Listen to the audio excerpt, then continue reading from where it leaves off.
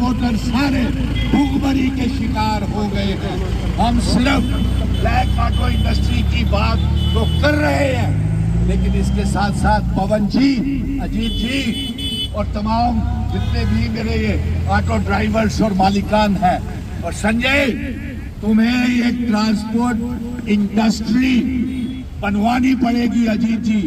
और आपने जो ट्रांसपोर्ट की ब्लैक ऑटो की जो यूनियन बनाई है, इसके लिए आपको बहुत बहुत मुबारकबाद। ये बड़ी मेहनत से मेरे नौजवान भाइयों ने, संजय ने, पवन जी ने, अजीत जी ने, सभी कोर कमेटी के मेंबर, सतीश मनहास, पवन जी, तमाम दिन रात मेहनत करके भाइयों आपके लिए। ये मेरे सिख भाई भी यहाँ ट्रांसपोर्टर सभी हैं, यहाँ पे सारे ट्रांसपोर्ट, पीछे वाले भी हाथ खड़े करें, वो देख लीजिए दूर दूर तक। और आपने बड़ी मेहनत की है, आपको मुबारक है। आज एक रोजा आप कन्वेंशन सेमिनार कर रहे हैं, और ये एक और पैगाम हम सरकार को भेज रहे हैं कि अगर जल्द से जल्द हमारा ब्लैक ऑटो इंडस्ट्री को नहीं बचाया गया तो आने वाले दिनों में इलेक्शंस के बाद 10,000 ऑटो ड्राइवर्स और मालिक जम्मू में एक बहुत बड़ी रैली निकालेंगे। हमारी मांगे पूरी करो, हमारी मांगे पूरी करो, हमारी मांगे पूरी करो। We want justice, we want justice, we want justice। और आखिर में यही कहूंगा, मेरी पूरा का पूरा सहयोग आपके साथ है, और मैं ट्रांसपोर्टर्स को भी पैगाम भेज रहा हूं, मिनी बसेस को भी पैगाम भेज रहा हूं कि ब्लैक ऑटो इंडस्ट्री तमाम ट्रांसपोर्टर्स के मसलों के लिए जंग लड़ेगी, हाथ खड़े करके। ये ब्लैक ऑटो इंडस्ट्री अपने लिए ही नहीं, ट्रांसपोर्ट की इंडस्ट्री को बचाने के लिए driver, conductors, Matador, buses, trucks, tankers, सभी के लिए हाथ खड़े करके हम ये काम करेंगे। बिल्कुल करेंगे साहब, बिल्कुल। और दूसरी बात, मैं ये प्रधानमंत्री नरेंद्र मोदी जी से ये मांग करता हूँ, होम मिनिस्टर अमित शाह जी से ये मांग करता हूँ, और 2-4 दिन में प्रधानमंत्री जी भी जम्मू कश्मीर के दौरे के ऊपर आ रहे हैं, आपसे भी ये मांग करता हूँ कि आपने ई रिक्शा बेच करके कमीशनें खाई हैं, आपने ई बसेस डाल करके हमारे घरों के चूल्हे बंद किए हैं,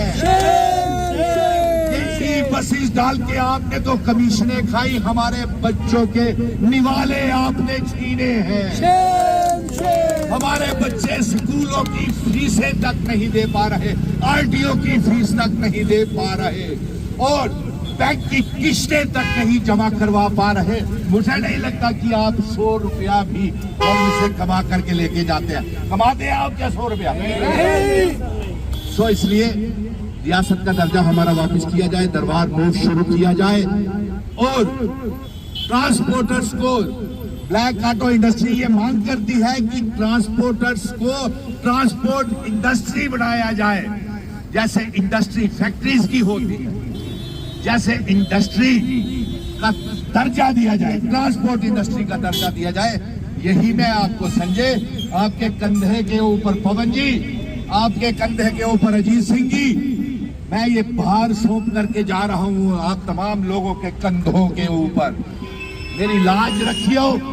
और एक बात और कहना चाहता था, मैंने आपको एक पैगाम भी भेजा था, मैं नहीं चाहता था कि आज असेंबली का इलेक्शन चल रहे हैं तो आप क्यों नहीं अपने नुमाइंदे उतारते ट्रांसपोर्टर्स के मसलों को हल करने के लिए। संजय, आप, अजीत सिंह जी असेंबली में अपने एमएलए बनाए, बिल्कुल आप फैसला करें और आप जाए।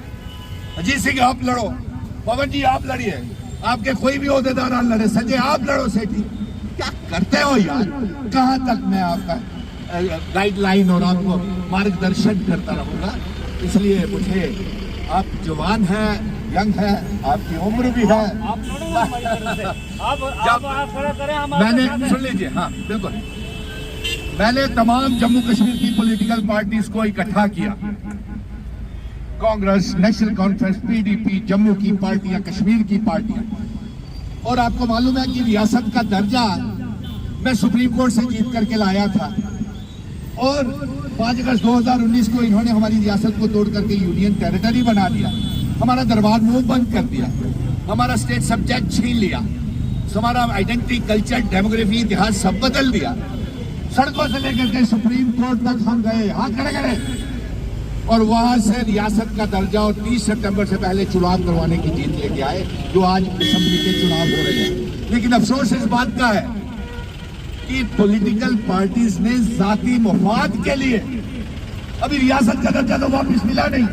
मैंने तो ये कहा था कि रियासत के दर्जे पे तहत चुनाव करवाएंगे ताकि वोटर्स की ताकत, एमएलएस, मिनिस्टर्स की ताकत उनके हाथों में रहे। लेकिन ये इतने बेताब हो गए कुर्सी के लिए, भागम भाग हो गए, गठबंधन कर लिए, एक दूसरे के साथ हाथ मिला लिए, लेकिन ट्रांसपोर्टरों का, ब्लैक ऑटो इंडस्ट्रीज का, अनएम्प्लॉयमेंट्स का कोई ध्यान नहीं दिया। और मैंने ये वादा किया हुआ है कि आप चुनाव लड़ें और आपको पूरा सहयोग रहेगा। सुनील डिम्पल इसलिए चुनाव नहीं लड़ रहा है जब तक रियासत का दर्जा वापस नहीं मिलेगा।